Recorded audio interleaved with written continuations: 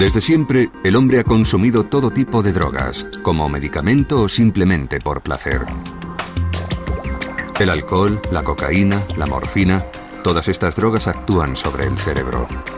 Cocaína, la mecánica del placer. En la actualidad, la biología puede explicar sus efectos en nuestra mente, y el estudio de las drogas permite a la ciencia comprender mejor el funcionamiento del cerebro.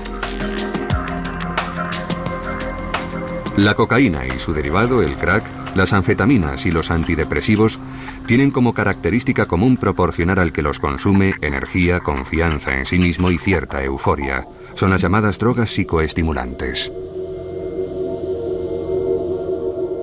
En las montañas de América del Sur, la coca es una planta sagrada desde hace miles de años. En el Imperio Inca, quemaban sus hojas y se consumían en ceremonias en honor al dios Sol. En la actualidad, los hechiceros indios sí ayudan de la misma planta en sus ritos adivinatorios.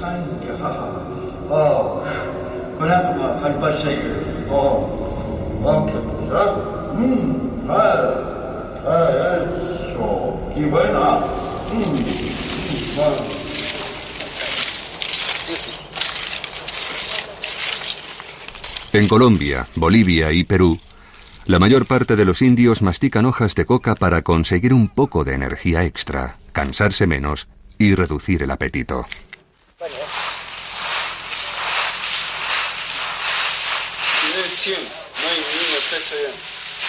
Los campesinos pueden cultivar coca para su propio consumo o para la producción de medicamentos. Sin embargo, ganan al menos el doble si venden su cosecha a los laboratorios clandestinos que fabrican la cocaína.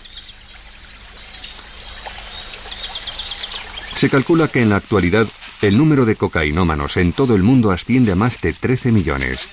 Con 158.000 hectáreas de cultivo, la cocaína es el centro de un tráfico colosal que genera miles de millones de dólares de beneficios y somete a países enteros a los intereses de los narcotraficantes. Esta es la hoja de coca. Este de aquí es su droga, lo que sale. Esto de acá. Esto una vez que se le pisa ya comienza a salir, mira. Sale la droga. Su nombre es el... Primero le ponemos esto, o más. Para conseguir la sustancia que actúa sobre la sutil química del cerebro, debemos añadir grandes cantidades de cal, ácido sulfúrico y queroseno que sirve como fijador. A partir de la cocaína también se produce un derivado muy potente, el crack, que se vende en forma de piedrecitas. En vivo y en directo para que prendas pues estas notas, esto no se toma. Eso se llega hasta nuestro paladar, hasta aquí nomás y se le bota. Ahí va, ahí sale la... Parecía más.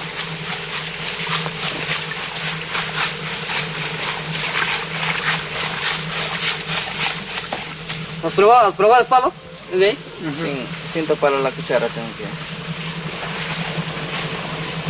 Ya no ve.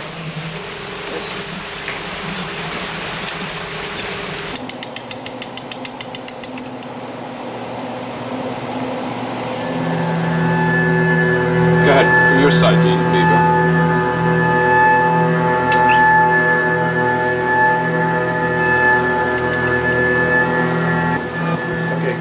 El Laboratorio Nacional de Brookhaven, cerca de Nueva York, es una de las pocas instalaciones del mundo donde investigadores como Jin-Jack Wang pueden estudiar en tiempo real el cerebro humano bajo los efectos de las drogas. Sabemos que los indios de Sudamérica toman cocaína desde hace miles de años. La mastican como si fuera tabaco. Y consumida así no está considerada como una droga adictiva. Sin embargo, la cocaína que se consume aquí es otra cosa. Si se esnifa no produce una gran dependencia. Sin embargo, si se fuma o se inyecta, sí puede resultar más adictiva. Por lo tanto, podemos deducir que el modo de administración y la velocidad de llegada de la cocaína al cerebro son factores que hacen que una persona se vuelva dependiente.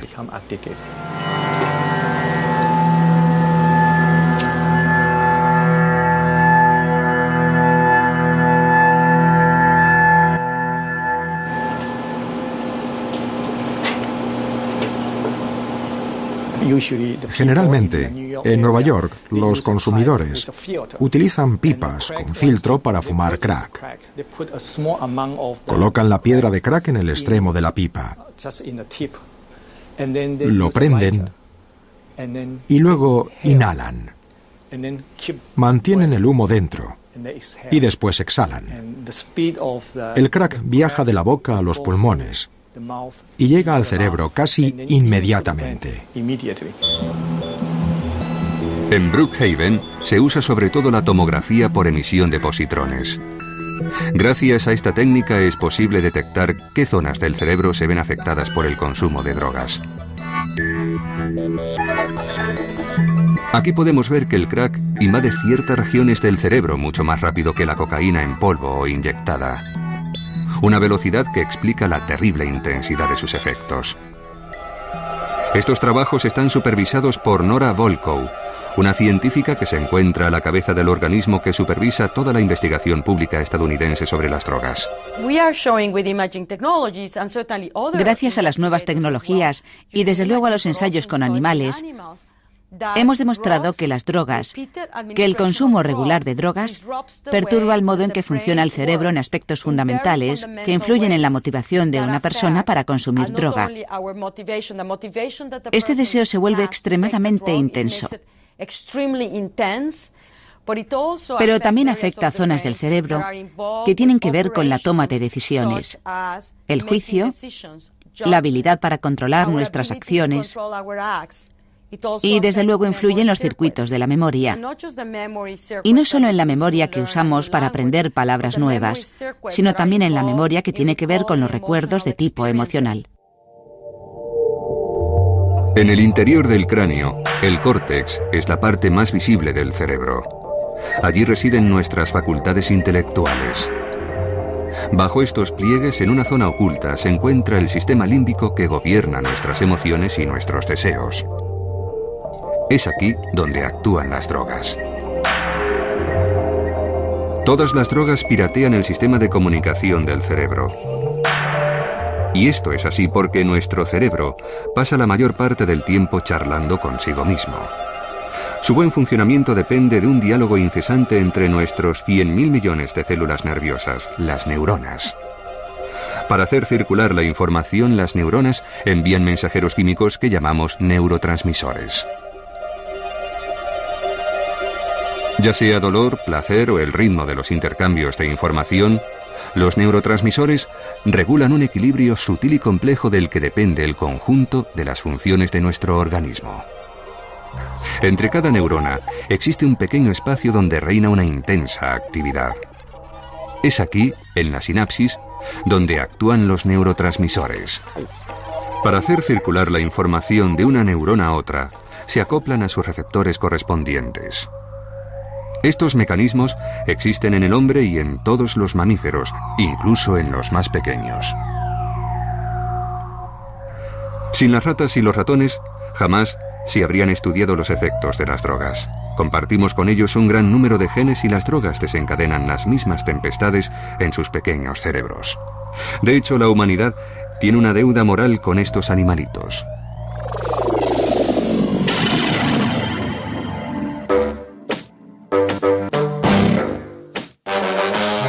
Podemos drogarlos, manipular sus genes e incluso cortarlos en pedazos. Es la triste pero necesaria realidad de los laboratorios donde se compara el estado de los ratones de control o normales con los ratones que llamamos noqueados.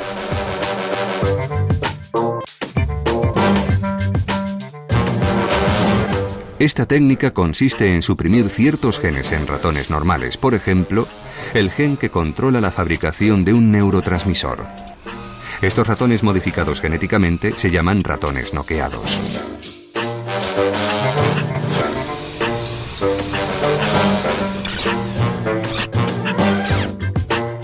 En la actualidad conocemos decenas de neurotransmisores. Sin embargo, el que desempeña una función crucial en la sensación del placer y de la atracción hacia las drogas es la dopamina.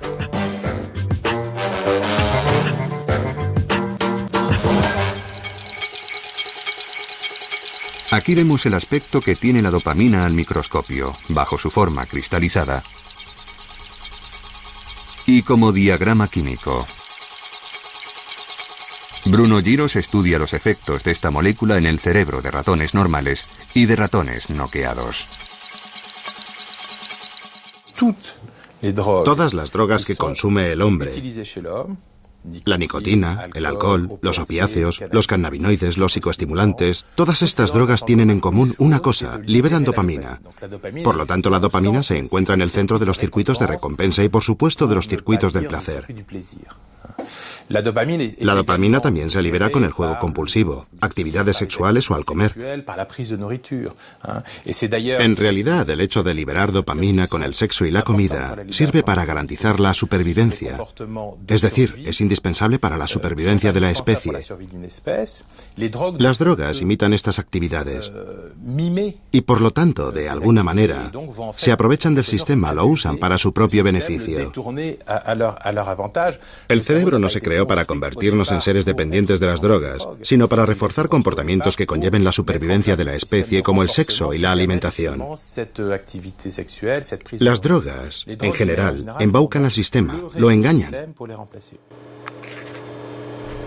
Este experimento nos permite observar una de las funciones de la dopamina. En la caja de la derecha, un ratón normal. En la de la izquierda, un ratón noqueado, al que se le ha suprimido un elemento esencial en el circuito de la dopamina, el transportador. Al contrario que el ratón normal, el noqueado parece listo para subirse a un ring.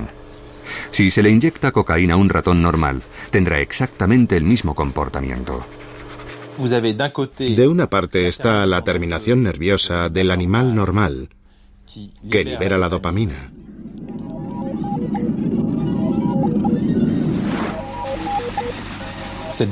Esta dopamina se fija en los receptores que se encuentran en la célula receptora y rápidamente es captada por el transportador de la dopamina aquí, para volver después al interior de la neurona.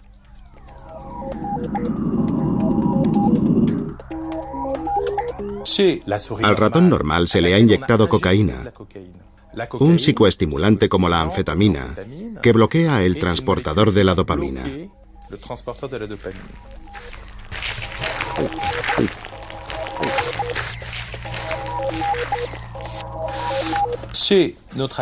En el animal noqueado tenemos la terminación, la liberación de la dopamina, la activación de los receptores, pero no hay un transportador que capture la dopamina y la saque del sistema.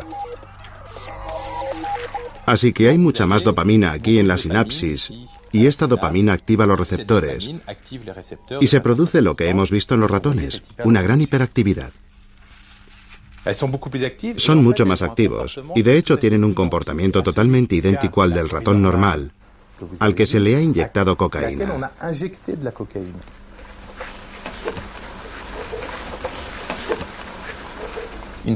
Una vez que se comprende el sistema, podemos identificar los hilos de los que hay que tirar para liberar más o menos dopamina, y entonces solo quedará estudiar su efecto en el hombre y comprobar todas estas hipótesis con las moléculas que están a nuestra disposición o que vamos a desarrollar en los próximos años.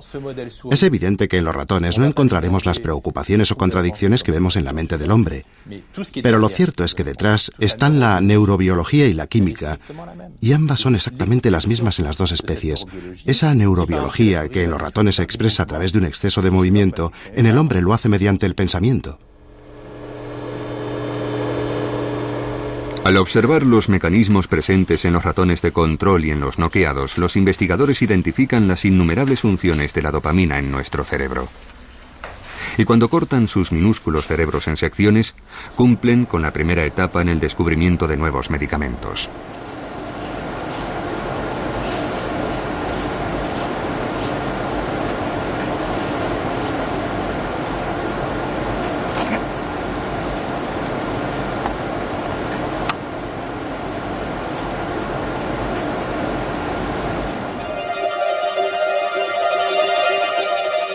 En la Universidad de Cambridge, Barry Everitt dirige el Departamento de Psicología Experimental, donde estudia la función de la dopamina en la ingesta compulsiva de drogas. Lo más interesante de las drogas es que afectan a la liberación de dopamina.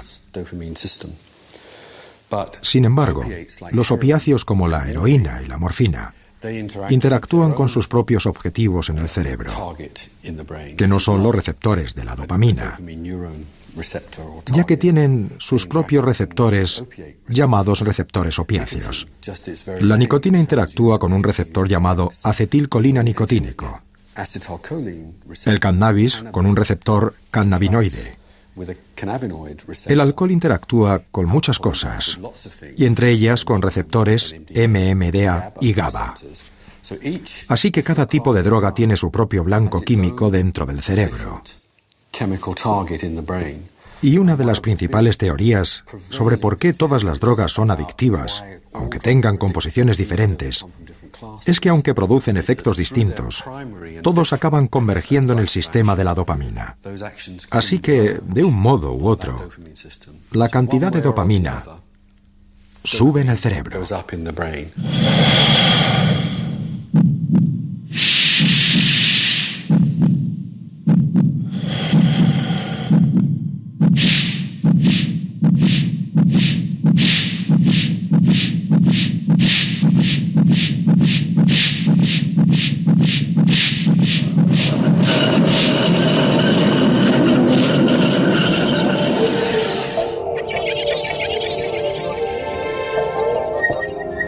Estimulada por la cocaína, la dopamina no aumenta en cualquier parte del cerebro, sino que se concentra sobre todo en el cerebro límbico, a nivel del striatum, y en particular en el núcleo accumbens. Desde hace ya 10 años, el estudio de esta zona, a la vez minúscula e importantísima, ha desatado una pequeña revolución en las neurociencias. Según se cree, el núcleo accumbens parece ser el centro de las sensaciones de placer provocadas por la dopamina.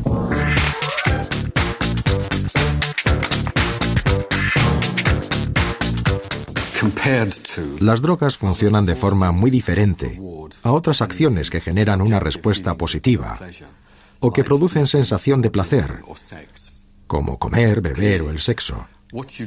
Es decir, en lo que se refiere a la comida, etc., lo que se busca es la comida, el agua o el sexo en sí. Si nos fijamos en un comportamiento en particular, como comer, por ejemplo, cuando comemos, primero nos llevamos la comida a la boca, la saboreamos, la tragamos, la digerimos. Se libera glucosa. Existe todo un proceso y pensamos que desde los primeros instantes de ese proceso, cuando nos llevamos la comida a la boca, ya se inicia un cambio en la actividad del sistema de la dopamina. Es algo que está comprobado. Con las drogas, sin embargo, no aparece eso que llamamos con frecuencia comportamientos de consumo. Es decir, no hay un proceso propiamente dicho, como cuando comemos. Cuando una sustancia tóxica entra en nuestro cuerpo a través del torrente sanguíneo, o si la esnifamos por la nariz, se produce de forma casi inmediata un cortocircuito en el sistema de la dopamina, y tiene lugar sin que haya ningún tipo de preliminar. Es como si la droga secuestrara el sistema de recompensa de nuestro cerebro.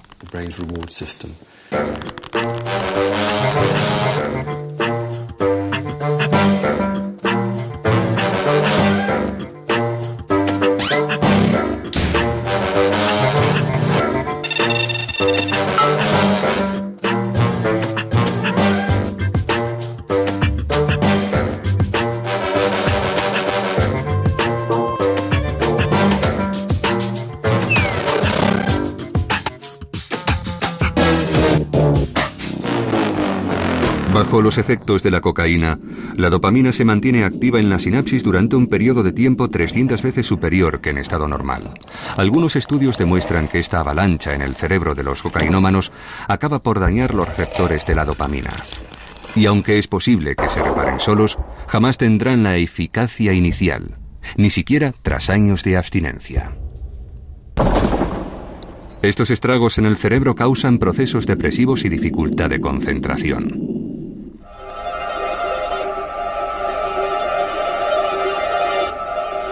Bombardeado por la dopamina, un cerebro bajo los efectos de la cocaína está condicionado a buscar ese mismo tipo de sensación. Según el neurobiólogo Wolfram Schultz, es una señal de recompensa para el núcleo accumbens. Según parece, el núcleo accumbens es una estructura que se activa, sobre todo y más que ninguna otra parte del striatum, con la liberación de dopamina. Si uno muestra a un sujeto de estudio una imagen gratificante, por ejemplo, un billete de 10 libras, el núcleo accumbens se verá estimulado gracias a la activación del sistema de la dopamina. El striatum también se activa a través de la recompensa, pero con menos intensidad. Lo que llamamos recompensa puede ser agua, comida u otro estimulante, ya sea visual o de cualquier tipo. Puede ser la música, por ejemplo. No hay un órgano sensorial específico para la recompensa. La recompensa viene definida por el comportamiento y tiene 3 funciones principales. La primera es la de llevarnos a repetir una acción que nos produce satisfacción. Por ejemplo, si yo le doy al botón de una máquina sin saber qué va a ocurrir y de repente sale una lata de Coca-Cola, si me gusta la Coca-Cola, sin duda volveré a darle al botón. Es la función del aprendizaje de la recompensa.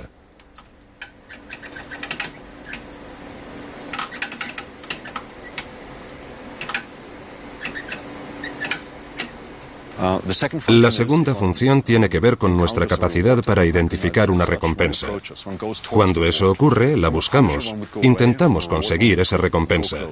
De modo que el acercamiento a esa recompensa sería la segunda función. Y la tercera función, que muchos consideran la principal, es la función emocional. Hace que te sientas feliz. Conseguir la recompensa proporciona placer, tiene propiedades hedónicas, hace que te sientas bien, te gusta y te sientes satisfecho. Fue en la década de 1890, en los primeros años del cine, cuando muchos aficionados descubrieron las propiedades hedónicas de la cocaína. En el mercado desde hacía tiempo, la cocaína había sido adoptada por los actores, las estrellas de Hollywood y los amantes de la noche. Incluso el doctor Sigmund Freud llega a recomendar su uso como medicina milagrosa. Sin embargo, la cocaína se consume sobre todo bajo la forma del famoso vino de coca Mariani, entre cuyos entusiastas consumidores se encontraban famosos deportistas, grandes escritores e incluso el Papa León XIII. La Coca-Cola contuvo cocaína hasta 1903 y se vendió como tónico y bebida revitalizante.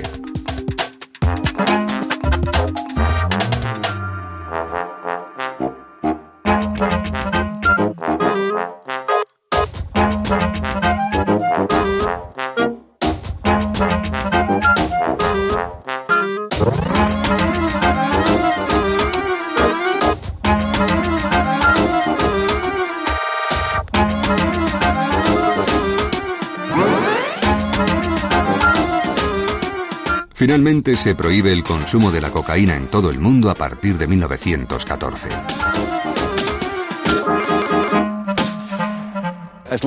Mientras una persona no consuma drogas adictivas, no se convertirá en adicto, eso es evidente. Sin embargo, de 100 personas que consumen drogas adictivas, diferentes tipos de drogas y en cantidades distintas, solo algunas de ellas se harán adictas. El quid de la cuestión se encuentra en el cerebro. Y se puede deber a alguna razón patológica o a alguna variación normal, aunque creo que eso es lo de menos. Da lo mismo. Son varias las funciones cerebrales que se ven afectadas por el consumo de drogas. Y en algunos casos, la persona se vuelve adicta y en otros no parece caer en esa adicción.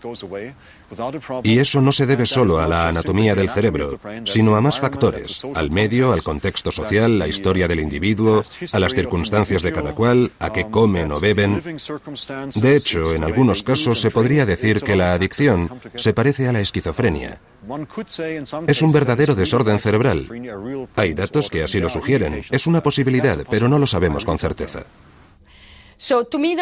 Yo creo que la consecuencia más importante de mi trabajo es que he contribuido a definir la adicción a las drogas como una enfermedad del cerebro, ya que encontramos claras anormalidades acerca de su funcionamiento que finalmente desembocan en un comportamiento perturbado.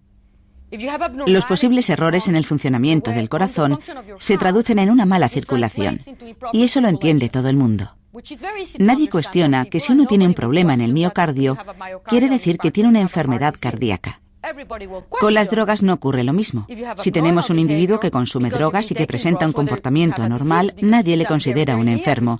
Todo el mundo achaca su mal al consumo de drogas, algo que esa persona ha elegido hacer.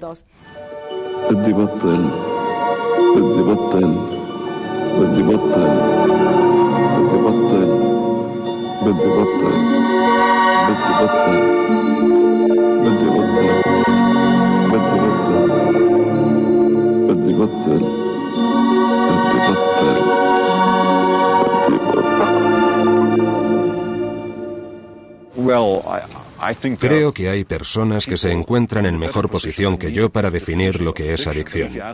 Pero si pide mi opinión personal, le diría que es un proceso de recompensa descontrolado o un proceso de recompensa que el individuo no puede controlar por sí solo, o que por alguna razón el sujeto no quiere controlar porque la recompensa es tan inmensa que supera cualquier otra consideración. Todo esto nos lleva a la pregunta de hasta qué punto controlamos nuestras decisiones o nuestras acciones.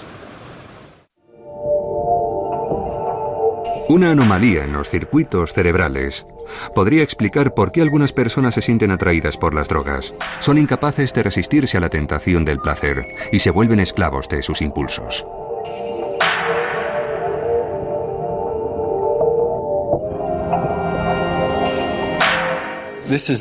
Se trata de un experimento que se hace con frecuencia en humanos y cuyo objetivo es medir un aspecto de la impulsividad que tiene que ver con la capacidad de esperar una recompensa mejor y mayor.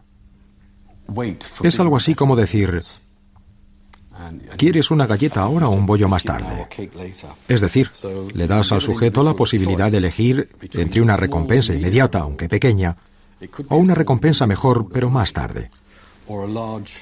Ciertos individuos con una acusada impulsividad prefieren la gratificación inmediata y no pueden esperar a conseguir algo mejor más tarde.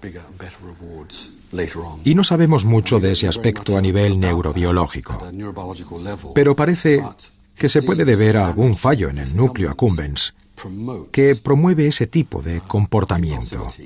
Aquellos individuos con el núcleo accumbens dañado no pueden esperar a recibir una recompensa mejor a largo plazo. Estos desarreglos en los circuitos de la dopamina pueden provocar verdaderas enfermedades. En el caso de este niño con una acusada agresividad y filmado en la década de 1970, los médicos identificaron un déficit de atención e hiperactividad.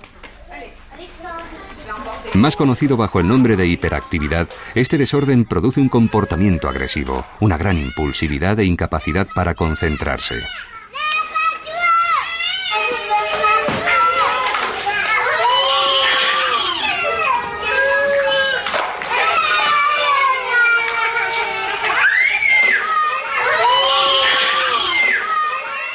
En la actualidad en Estados Unidos, y es una práctica que se está extendiendo por todo el mundo, se suele tratar a los pacientes con hiperactividad con estimulantes como el Rubifen, que allí se llama Ritalin. El Rubifen es un compuesto cercano a la anfetamina y que tiene numerosas propiedades. Las anfetaminas son estimulantes psicomotores y nos encontramos ante la paradoja de que se usan estimulantes psicomotores para tratar comportamientos de hiperactividad. En Estados Unidos, entre 4 y 5 millones de niños escolarizados siguen este tipo de tratamiento y en Europa el número crece muy rápidamente.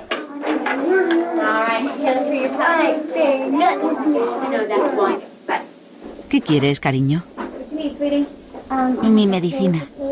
Tus pastillas, claro. Dentro del cerebro, los medicamentos como el Rubifen mantienen una tasa elevada de dopamina al bloquear su reasimilación. Una forma de adicción comparable a la de la cocaína. Tienes que coger otra, cielo.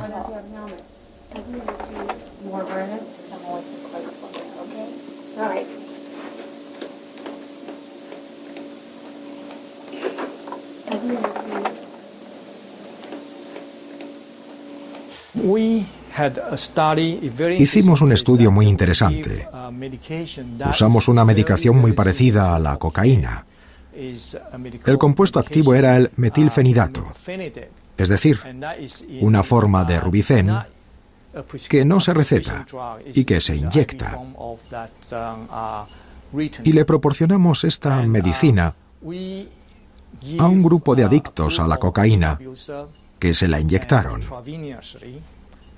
Y descubrimos que a la mayoría de los cocainómanos les gustó. La razón por la que consumían cocaína es que tenían hiperactividad. Así que usaban la cocaína para tratar su enfermedad. Y este grupo de gente, en cuanto toman cocaína, se sienten mucho mejor. Así que cuando descubrimos esto, les pedimos que fueran a ver a un psiquiatra para tratar su hiperactividad. Y hasta ahora no han vuelto a tomar cocaína. De hecho, la acción química de estos medicamentos es muy parecida, a veces incluso idéntica a la de las anfetaminas. Legales en los años 30, las anfetaminas se encontraban en medicamentos que se recetaban para tratar el asma, quitar el hambre o proporcionar energía. Los deportistas, los camioneros, los políticos y los militares recurrían a ellas con mucha frecuencia. Cueva a cueva y soldado a soldado. Incluso se podría decir que la Segunda Guerra Mundial se desarrolló bajo la influencia de las anfetaminas. En los ejércitos alemán, estadounidense y británico se distribuían a los soldados para que vencieran el agotamiento. En las fuerzas estadounidenses en Okinawa, estos son los kamikazes. La inconsciencia de los kamikazes japoneses se explica en parte por su elevado consumo de anfetaminas. Tras la derrota de Japón, los stocks salieron a la venta y la drogadicción con anfetamina se convirtió en un gran problema en el Japón de la posguerra.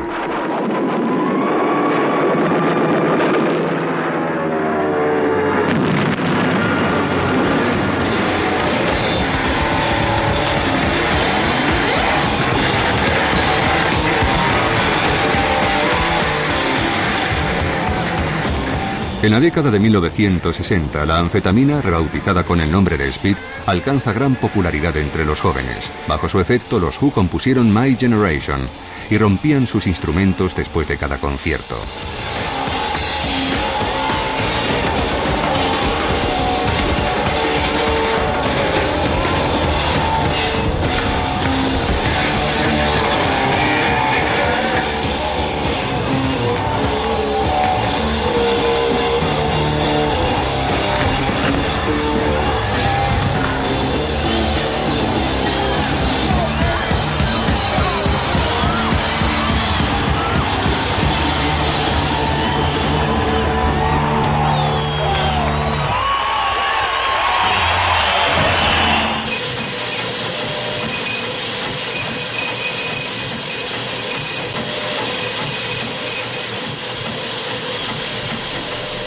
En la década de 1980, las anfetaminas se convirtieron en drogas ilegales. Sin embargo, 26 millones de personas en todo el mundo, de las que 3 millones son japoneses, siguen consumiéndolas.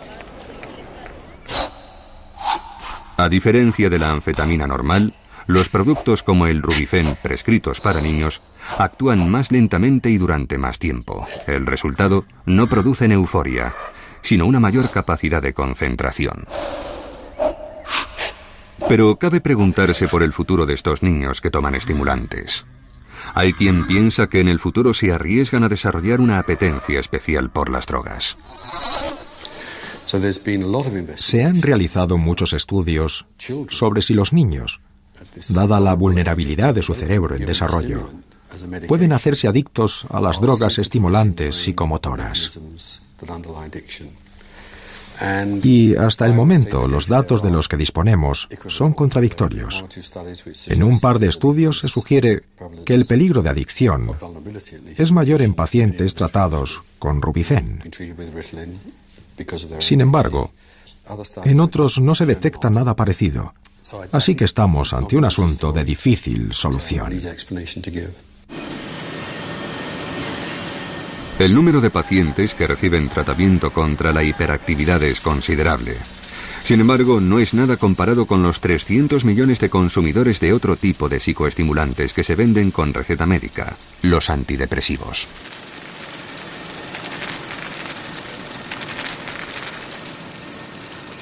Especialista en los aspectos biológicos, psiquiátricos y farmacológicos de la depresión, Michel Ammon estudia los mecanismos de adicción de los antidepresivos.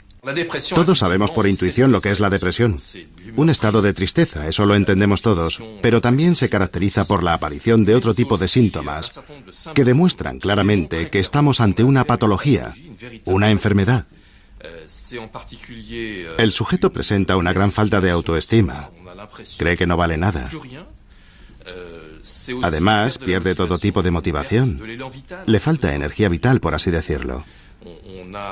Es decir, el paciente es incapaz de buscar, de experimentar el placer en la vida cotidiana, en las actividades que realiza todos los días. Y eso en el trabajo se traduce, por ejemplo, en una falta de motivación. El cerebro de las personas depresivas presenta un déficit de serotonina, un neurotransmisor indispensable para nuestro bienestar y que aquí vemos en su forma cristalizada. Este déficit en serotonina afecta varias zonas del cerebro. Primero al striatum, que genera los movimientos inconscientes.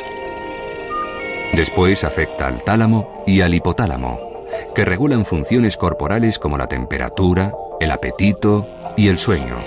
Funciones que se ven perturbadas en los pacientes depresivos. También afecta a la amígdala, que desencadena las reacciones de miedo, y al hipocampo, que se ocupa del recuerdo emocional.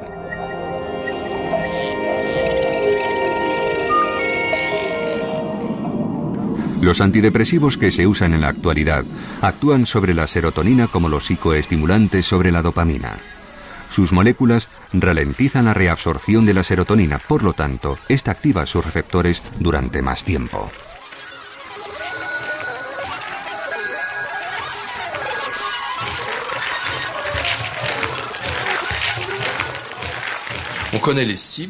Sabemos que los antidepresivos actúan sobre unos neurotransmisores llamados monoaminas. En la actualidad, los antidepresivos que más usamos utilizan la serotonina y también la noradrenalina como neurotransmisores. Pero estamos desarrollando otros antidepresivos mixtos que usan ambos neurotransmisores. Sabemos además que cuando se actúa sobre estos neurotransmisores, también se ve afectada la dopamina, que es la hormona del placer, y que además representa la capacidad del individuo para buscar el placer, algo que el sujeto depresivo ha perdido por completo. Sin embargo, eso no quiere decir que solo las neuronas que contienen serotonina se ven activadas. Es una especie de reacción en cadena, es decir, que a partir del momento en que la serotonina aumenta, eso repercute también en la noradrenalina y en la dopamina, además de sobre el conjunto de sistemas de las monoaminas, primero, y después sobre los otros sistemas de neuronas, que ven cómo su actividad se ve restablecida en gran parte. Michel Ammon trabaja con moléculas que no solo están relacionadas con los síntomas de la depresión, sino también con su causa directa, el estrés.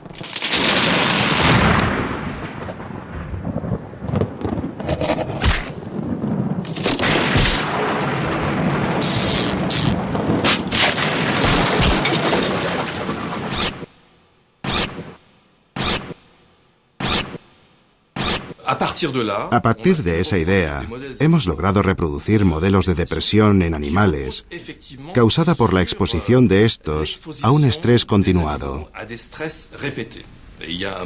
Hay un modelo muy válido desde ese punto de vista que funciona muy bien. Nos dispusimos a tratar a estos animales con antidepresivos y nos dimos cuenta de que efectivamente los déficits que habíamos inducido por ese estrés continuado y que se parecían mucho a los síntomas de la depresión en el hombre, se pueden corregir con antidepresivos. Así que a partir del momento en que descubrimos eso, hemos podido estudiar en los animales lo que ocurre en el organismo y sobre todo en el cerebro. Estudios como estos nos han ayudado a descubrir más sobre los procesos biológicos asociados a la depresión. En la Pitié-Salpêtrière, en París, Charles Cohen-Salmon ha establecido un modelo para explicar la depresión en los animales. Somete a unos ratones a una serie de situaciones estresantes e inesperadas. Primera faena, inclina la jaula. Asomados al precipicio, los ratones se olvidan de disfrutar de la vida.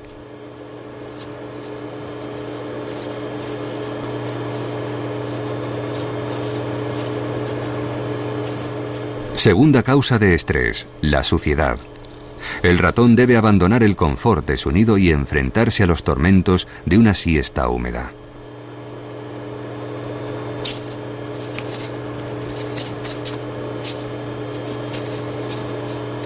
Y para terminar, problemas de comunicación. Separados por una pared transparente, los ratones lo intentan todo para contactar sin ningún éxito.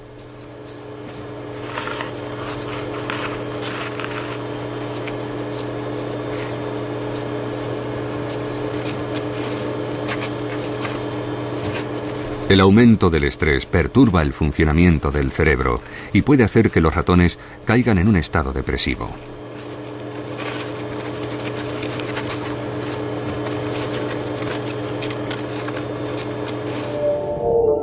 En el cerebro, el estrés ataca primero al hipotálamo, uno de los reguladores del apetito y del sueño. El hipotálamo transmite sus órdenes a la hipófisis, una glándula minúscula y muy potente que segrega otro tipo de mensajero químico, una hormona. Al contrario de los neurotransmisores, esta hormona llamada adrenocorticotropa o ACTH es capaz de viajar a través de los vasos sanguíneos a cualquier parte del cuerpo. Es una hormona, y eso quiere decir que se libera en sangre, y su objetivo se encuentra en unas glándulas situadas sobre los riñones, y que por tanto se llaman glándulas suprarrenales. En esta zona, en la parte externa o corte, se encuentra la glándula córtico-suprarrenal. La ACTH se fija en unos receptores presentes en esta glándula, y activa unas células que liberan lo que llamamos cortisol. El cortisol también es una hormona. De hecho, yo diría que es la hormona principal que permite al organismo reaccionar ante una situación estresante.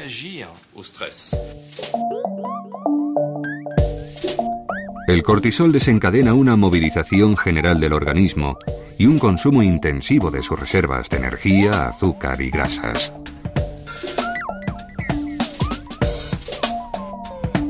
Después esta hormona vuelve al cerebro para informar al hipotálamo de que ha realizado su cometido y normalmente cuando la situación de estrés desaparece, el ciclo se detiene y el organismo recupera su estado de equilibrio. Sin embargo, a veces sucede que la cantidad de cortisol sigue aumentando, con lo que el ciclo no se detiene y así es como se cae en lo que llamamos depresión.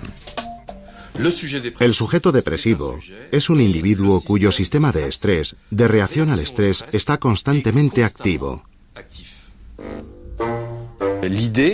La idea es impedir la acción del cortisol y de esta forma disminuir su actividad. De hecho, ya tenemos productos que funcionan muy bien en los animales y que consiguen ralentizar el ciclo del estrés.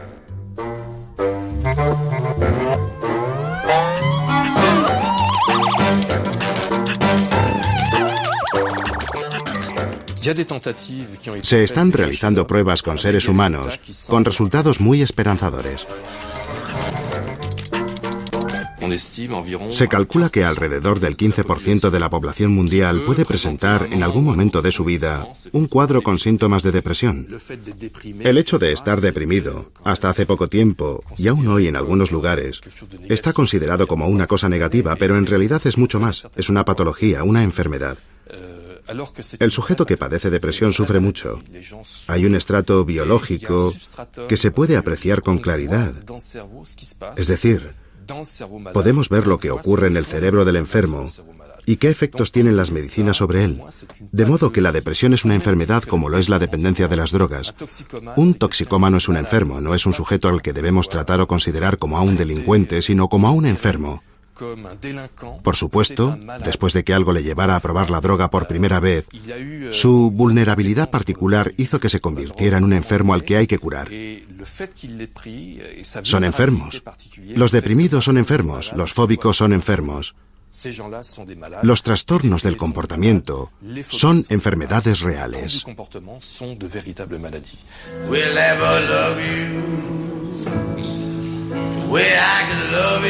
Los gobiernos de numerosos países multiplican sus campañas de prevención contra la cocaína, aunque sin mucho éxito. Según los investigadores, la adicción no es una elección. Porque te quiero, porque necesito. Pero si no sé nada. Quiero que vengas conmigo al Valle, Gabriel. No one can keep love that's gone wrong. Nobody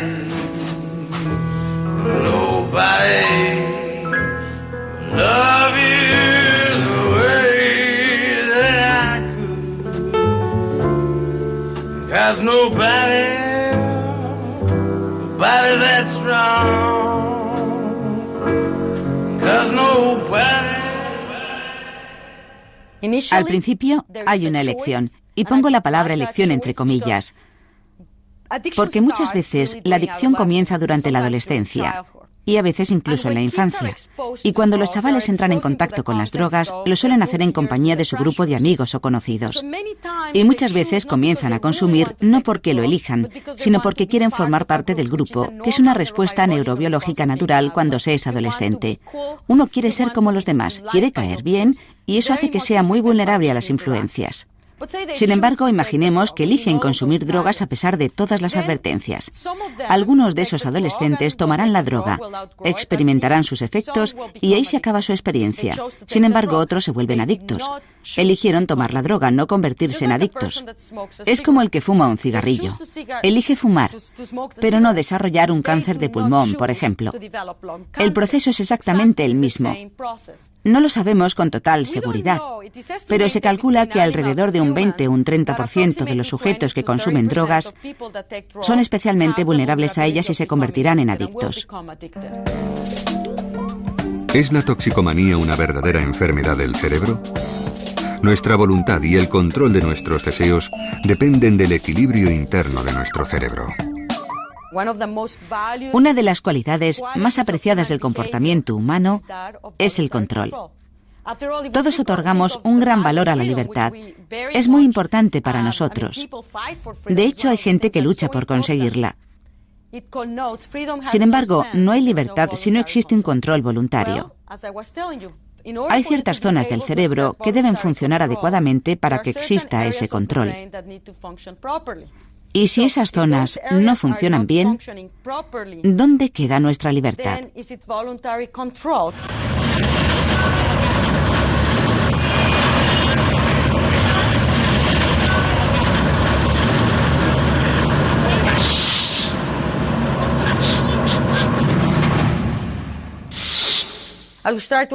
Solo ahora comenzamos a comprender que hay muchas cuestiones importantes acerca del llamado comportamiento voluntario. Y la drogodependencia es una de las enfermedades que mejor ilustra esto que estoy diciendo. Porque, llevo muchos años estudiando y trabajando con toxicómanos, y en numerosos casos hay mujeres drogodependientes que pierden a sus hijos por la droga. Pierden su custodia. Las autoridades les dicen, como te drogues te quitamos a tus hijos. Y ellas quieren a sus hijos, no quieren perderlos, pero por la razón que sea, al final se encuentran con algún amigo o con quien sea, y acaban tomando droga, a sabiendas de que pueden perder a sus hijos. Y no es que no los quieran, es que no pueden controlar su adicción. Es como si no tuvieran autocontrol. Nosotros conservamos ese control y no entendemos cómo hacen algo así. Entonces, ¿es el hombre un esclavo de sus neuronas? ¿Nuestras decisiones son el fruto del razonamiento o el producto de la gran farmacia que es nuestro cerebro? ¿Dónde queda el libre albedrío en todo esto? Tendemos a pensar que existe el libre albedrío, pero en realidad no se trata más que de una suposición. De no ser así, habría grandes problemas para dirigir un Estado o un país. Pero ¿hasta dónde llega ese libre albedrío? ¿Cuánto de nuestro comportamiento está influido por el subconsciente y por las recompensas con las que funciona? No lo sé. Es un asunto muy complicado. Y creo que si busca un tema digno de investigación, este sería un buen ejemplo, el libre albedrío. Quizá más que la cuestión de la conciencia, porque el libre albedrío determina el modo en que funciona la sociedad y en cómo la dirigen los cerebros individuales.